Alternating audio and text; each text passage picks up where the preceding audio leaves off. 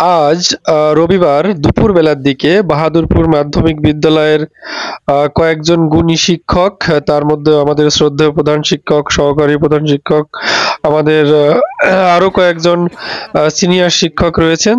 আমরা সবাই মিলে একটা বিশেষ কাজে যাচ্ছিলাম এক জায়গায়।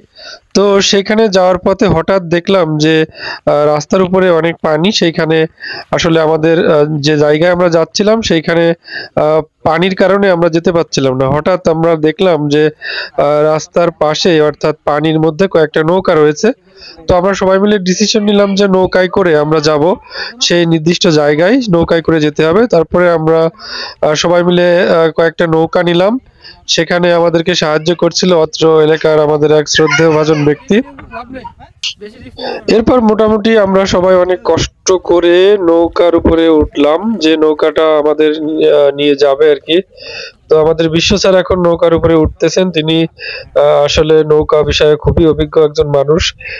তিনি নৌকার উপরে চড়ে বসলেন। মাঝি যথারীতি নৌকা ছেড়ে দিয়েছে, আপনারা দেখতে পাচ্ছেন। মাঝি কিন্তু খুবই দক্ষ, তার এই কাজে অনেক বছরের অভিজ্ঞতা রয়েছে, চালানো দেখে বোঝা যাচ্ছে। অবশেষে আমাদের নৌকাটা ছেড়ে দিল এবং আমাদের সবার আগে কিন্তু আপনারা দেখতে পাচ্ছেন আমাদের শ্রদ্ধেয় গৃহেন্দ্রনাথ স্যার, তিনি একাই একটি নৌকা নিয়ে, স্থানীয় ভাষায় যেটাকে ডুঙ্গা বলে, সেইটা নিয়ে তিনি কিন্তু সবার আগে একেবারে বীর দর্পে পানির উপর দিয়ে প্রচন্ড গতিতে ছুটে চলেছেন।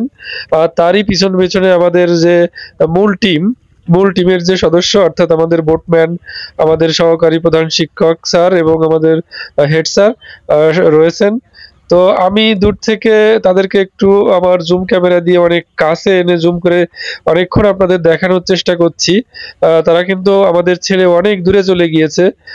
আমার কিন্তু একটু ভয়ও লাগতেছিল, আসলে নৌকা আবার ডুবে টুবে যদি যায়। তাদের সবার কাছে কিন্তু অত্যন্ত মূল্যবান দামি ফোন রয়েছে, তাছাড়া অনেক টাকা পয়সাও রয়েছে।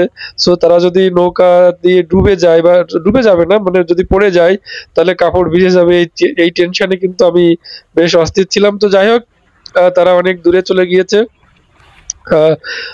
তো এরপরে আমাদের বিকাশ দা আসছেন একটা লগা বা ওই যে বৈঠা বললে হয়, তো এটা সেটা নিয়ে তিনি আমাদের দিকে ধীরে ধীরে এগিয়ে আসছেন।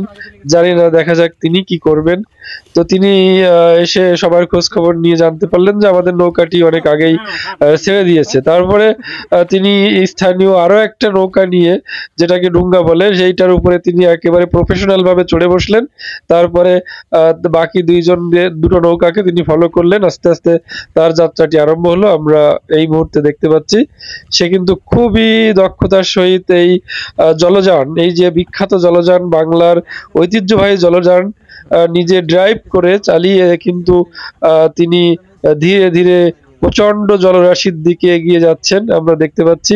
দেখেন তার কি সুনিপুণ দক্ষতা এই পানির এই যে জলযানটি চালনায়।